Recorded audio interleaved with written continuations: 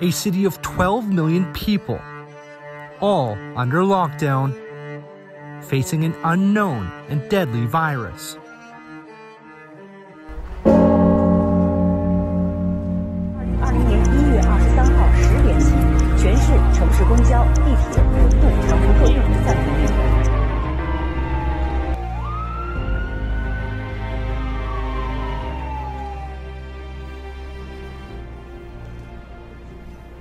It's hard for me to imagine that this was Wuhan just 2 years ago.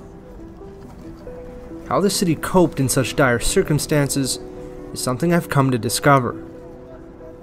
Mainly, how did Wuhan's approach to the virus ensure that its people today live in a safe and healthy society? And how did the people move forward with their lives during that time? I hope to find the answers to these questions.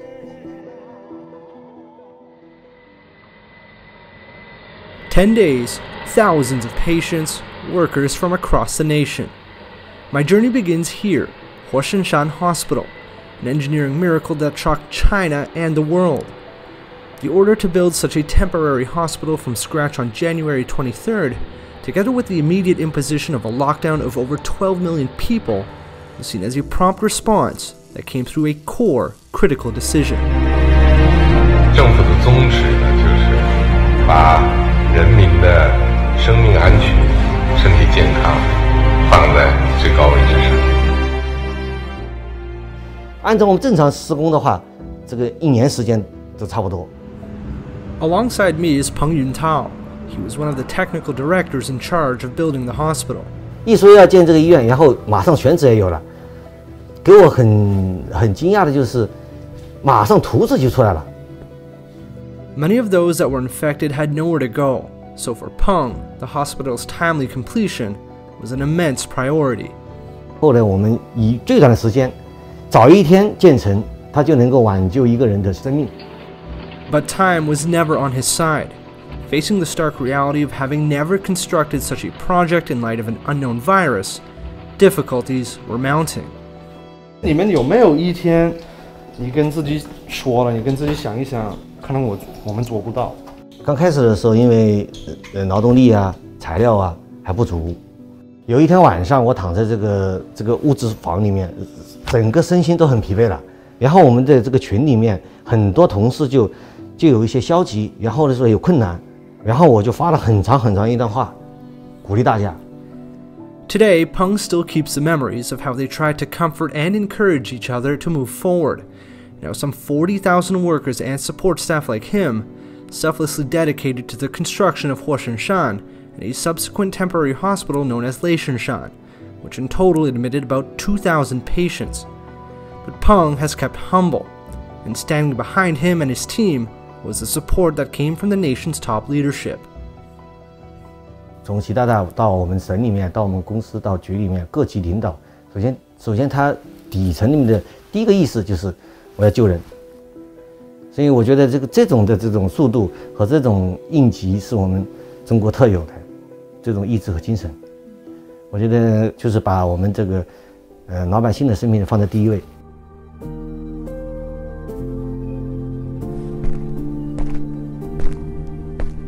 As I walk through these wards, I realized that this wasn't only a fight put up by Wuhan, but one that involved medical professionals from nearly every corner of the country. 你们都穿着防护服啊，戴着口罩啊，我看不到你们的这个真实面貌。但是呢，你们在我心目中都是最可爱的人。 And this was the message that the Chinese president echoed to all medical professionals, coming at the most critical of times.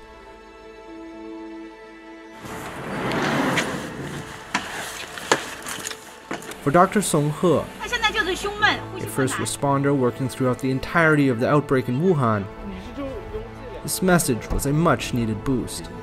我们当时就是24小时工作，是不停的。 车子不停地接单，不停地在忙，穿防护服，衣服全部是湿透的，连内衣都是湿的。但是我觉得付出是值得的。 At the time, the Chinese president also encouraged all medical workers to maintain confidence. stressing it was a people's battle against COVID-19. 我代表党中央，向你们，也向全国在抗击疫情战斗中的医护工作者，致以崇高的敬意和衷心的感谢。我自己的贴身感受，我不害怕。为什么不害怕？是因为我觉得我们都是一条心的，就是说大家都是一个目标去的，这个事情一定能做成的。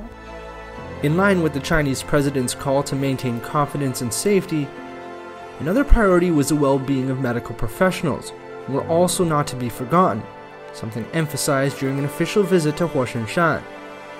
Dr. Hu Ke was one of 3 doctors from Hubei to meet directly with the Chinese president. 领导人他不畏惧这个病，也不畏惧这病毒。领导人来看望我们，来慰问我们，我们都是很近距离的。因为他其中就说了，医务人员要保重自己的身体，要关怀，首先要保护好自己，保护自己才有能力去救治更多的人。我真正来体会的，国家领导人说把人民的健康放在首位，健康至上，人民至上的这样一个理念，不是说说而已。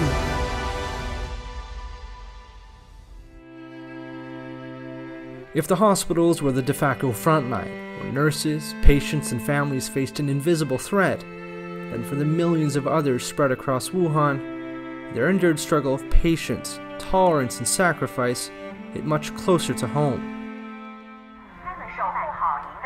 Here at Donghu Community, the people were given a much-needed boost of hope and inspiration at a critical time, and the Chinese president paid a visit during the lockdown. I met with one of the residents who was there that day. 真是习主席他就跟我抬了个头，就跟我就要了个手，就是说再坚持一下。你们好，你们好，再坚持一下。真是蛮亲情，蛮感动人。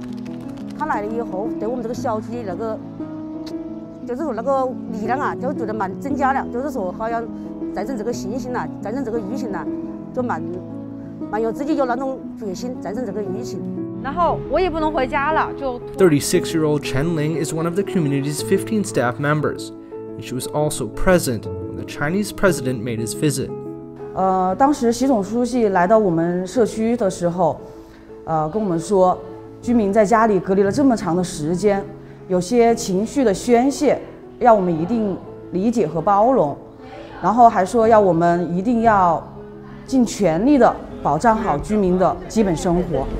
爱心菜是什么人可以吃爱心菜啊？对，主要是困难人群的。送还是卖？低价卖？卖是免费的。免费的啊。Accompanying Chen throughout the day, I see the affection that's grown between her and the local residents. 周婆婆，这是我的居民周婆婆。经过多来，经过多来。所以你们疫情的时候，你是来关心他们，对吗？对对对，刚好这2天变天了。是的，是的，是的，像我的家人一样。哦，这是你自己写的当时候的。对，都是我写的，都是我写的，发的什么东西，发的菜，都是的。我好感动啊，周婆婆。都写的。我真的不晓得你还会记这么细。Over the course of the 3-month-long lockdown, over 12,000 community workers served as nurses, cooks, couriers, and waiters in some 1,400 communities across Wuhan. And even though anxiety and apprehension remain, the residents here have learned that the dedication of this community's workers will never be lost in vain.